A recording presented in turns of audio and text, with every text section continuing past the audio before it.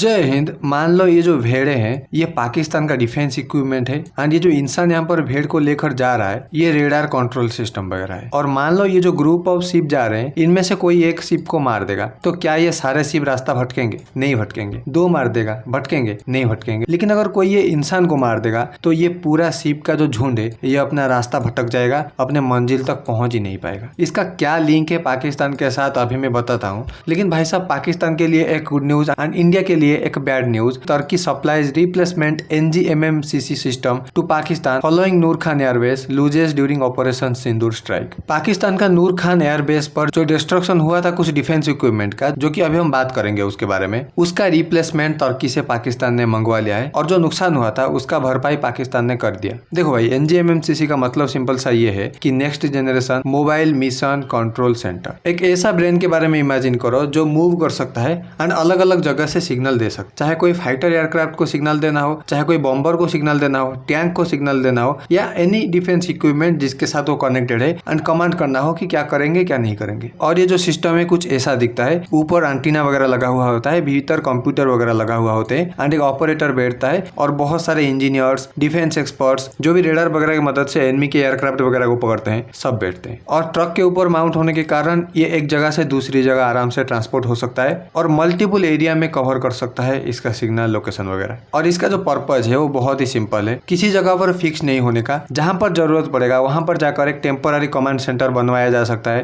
And अपना fighter jet, tank, aircraft carrier उन सबको सिग्नल देकर ऑर्डर दिया जा सके। ये जो रेडार होते हैं ये किसी कंट्री का डिफेंस का आंख होते हैं। लेकिन अगर ये MMCC सिस्टम को देखोगे ये किसी कंट्री का डिफेंस का दिमाग होता है भाई। भले ही आंख किसी के पास ना हो वो जी सकता है, जैसे कि कुछ ब्लाइंड लोग दुनिया में जीते हैं। लेकिन अगर उसके पास ब्रेन ना हो, यानी कि ये कमांड सेंटर वगैरह ना हो, पूरी तरीके से तबाह हो जाएगा वो कंट्री। डिफेंस के नाम पे कुछ नहीं होगा उसके पास। 2025 में क्या हुआ था सबको तो पता है भाई। पाकिस्तान ने हमारे ऊपर अटैक किया था और पहलगाम में बहुत सारे लोग मारे गए थे। धर्म वगैरह के बारे में वहां पर बहुत सारे कंट्रोवर्सीज हुआ था। और उसी टाइम पर इंडिया ने अपना एयरफोर्स की मदद से जो ऑपरेशन सिंदूर किया था, यहाँ पर पाकिस्तान एयरफोर्स का जो एक एयर बेस है नूर खान बेस, इसके ऊपर बम्बार्डमेंट भी किया था। अगर लोकेशन देखोगे ये नूर बेस का, यहाँ पर इंडिया का बॉर्डर लगा हुआ है और इस एरिया में LOC का वो बॉर्डर पड़ता है एंड LOC बॉर्डर से लगभग 150 किलोमीटर के आसपास में ये नूर खान एयरबेस पड़ता है। और नूर खान एयरबेस के समेत पाकिस्तान का अदर कुछ एयरबेस पर भी ये मोबिलाइज्ड नेटवर्क सिस्टम पाकिस्तान ने इंस्टॉल करके रखा था। लेकिन इंडियन एयरफोर्स का टारगेट पाकिस्तान का डिफरेंट एयरबेस में जो एसेट वगैरह यूज होते हैं उनके ऊपर था। खैर, एक एयरक्राफ्ट को अगर डिस्ट्रॉय करोगे तो ठीक है, उसमें तो नुकसान होगा ही। लेकिन अगर एक पूरी तरीके से बेस को डिस्ट्रॉय कर दो तो पाकिस्तान को दोबारा खड़े होने में 1 साल लग जाएगा वो बेस को ठीक करने के बाद। वही समझ के इंडिया ने आक्रमण किया था पाकिस्तान का ये नूर खान एयरबेस के ऊपर जो रावलपिंडी पर है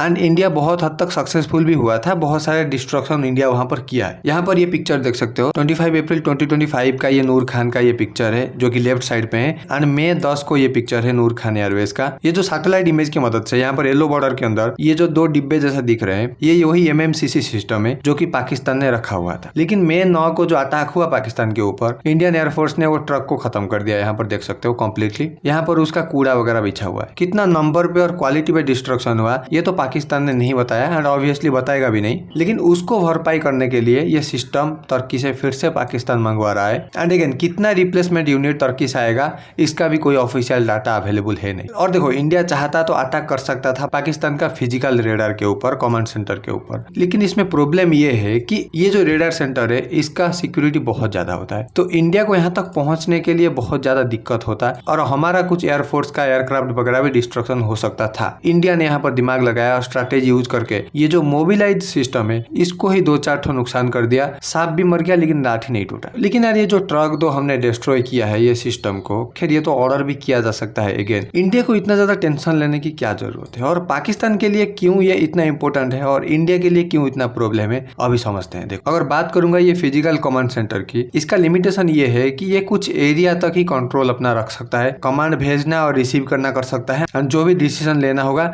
वो ले सकता है। लेकिन अगर बात करूंगा ये मोबिलाइज ट्रक की, खैर पहला तो है ये कहीं पर भी जा सकता है, अपना टेरिटरी के अंदर घुमाओ इसको पूरा देश भर में, कुछ फर्क नहीं पड़ता, पेट्रोल भरो घुमाओ। लेकिन बात ऐसा है कि ये जहां पर भी जाएगा एक चलता फिरता कमांड सेंटर लेकर जाएगा। इसके अंदर पूरा सिस्टम लगा हुआ होता है, ऑपरेटर वगैरह बैठते हैं और ये अपना कुछ 400-500 किलोमीटर तक का रेंज कवर कर सकता है। अभी चलते हैं मैप पर एंड समझते। देखो, लेट्स सपोज यहाँ पर पाकिस्तान का, खैर ये नूर एयरबेस ही ले देते हैं, यहाँ पर एक फिजिकल स्टेशन है जो भी कमांड वगैरह देता है। अगर यहाँ से कोई एयरफोर्स का प्लेन उड़ा और इंडिया के ऊपर अटैक करने आया तो 300, 400, 500 किलोमीटर तक घुस सकता है। इसके बाद वो जो कमांड सेंटर है उसका नेटवर्क काम नहीं करेगा, सैटेलाइट का मदद लेना पड़ेगा। खैर सैटेलाइट का जो कम्युनिकेशन नेटवर्क है वो कमजोर होता है, उसको हैक किया जा सकता। लेकिन अगर वही ट्रक को यहाँ पर रखा हुआ होता एंड कमांड दिया होता, लेट्स सपोज इंडिया का ही लुधियाना साइड कहीं पर अटैक करना होता पाकिस्तान को, क्या करता पाकिस्तान? आराम से वो ट्रक को चलवा के यहाँ ले आता और पूरा बॉर्डर के पास ही कहीं पर छुपा देता, आराम से सिग्नल भेज सकता था। एंड सिग्नल तो कोई फिजिकल चीज है नहीं जो दिखेगा कहाँ से आ रहा है सिग्नल, तो ट्रैक करके इंडिया के ऊपर जो अटैक है उसका सक्सेसफुल हो सकता है। इतना ही काम कर सकता है। लेकिन ये काम जो है ना बहुत ही ज्यादा इंपॉर्टेंट है भाई। और ऐसा नहीं है कि ये कोई स्पेसिफिक इक्विपमेंट के लिए डिजाइन हुआ है, चाहे पानी वाला शिप हो, चाहे एयरफोर्स का जहाज हो, चाहे आर्मी का टैंक वगैरह हो, सबको इंस्ट्रक्शन दे सकता है एंड प्लान अटैक कर सकता है। तो बढ़िया है ना भाई पाकिस्तान के हिसाब से अगर देखोगे तो। और इसको पाकिस्तान ने छुपा के नहीं रख सका और पाकिस्तान के दिमाग में इतना नहीं आया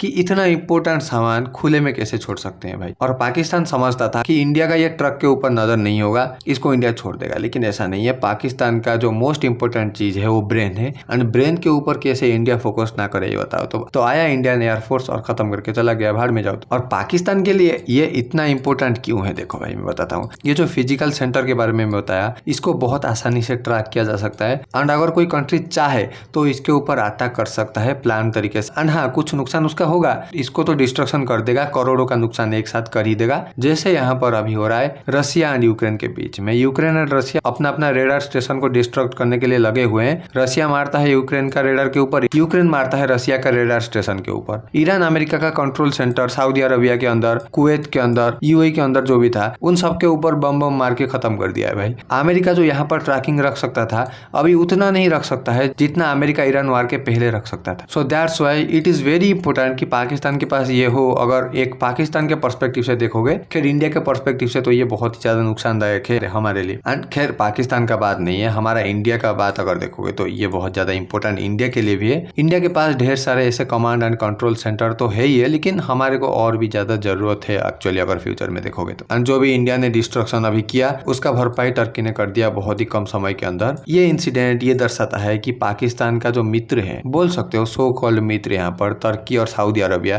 खैर तुर्की सबसे ज्यादा है, सऊदी अरबिया की बात अलग है। सऊदी अरबिया मूर्ख इतना ज्यादा नहीं है जितना बकलोल तुर्की है, तो सऊदी अरबिया सोच समझ के करेगा, लेकिन ये भी बकलोल है साला, इसका भी कोई भरोसा नहीं है। और इंडिया के लिए ये इतना इंपॉर्टेंट क्यों है भाई? खैर इंडिया क्या पूरा दुनिया के लिए इंपॉर्टेंट है। चलता फिरता ब्रेन है, कहीं से भी सिग्नल वगैरह भेज दो, इसके जैसा नहीं है कि कहाँ पर फिक्स है। यहाँ पर तो इंडिया अपना बॉर्डर के आसपास में, और अगर ज्यादा जरूरत पड़ा एक नाव के अंदर बिठा के उसको समुद्र में भी घुमाया जा सकता है। खैर जुगाड़ू तो है ना, हम लोग तो कर भी सकते हैं। एंड फाइनल कंक्लूजन ये है कि अगर फ्यूचर में समय और परिस्थिति साथ दे तो फिर से जाओ और ये जो नए नवेले दुल्हन अभी तुर्की दे रहा है पाकिस्तान को, उसके ऊपर फिर से बम मार के उसको खत्म कर दो। और कोई सॉल्यूशन नहीं है भाई, कुछ नहीं हो सकता। जब भी अपॉर्चुनिटी मिले मार के खत्म कर दो पाकिस्तान का एसेट को, कोई दिक्कत नहीं है वहां पर। और तुम्हारे दिमाग में क्या थॉट चल रहा है ये टॉपिक से रिलेटेड कमेंट सेक्शन में जरूर बता सकते हो। तो thank you so much for watching this video. This is Manoj this side signing off.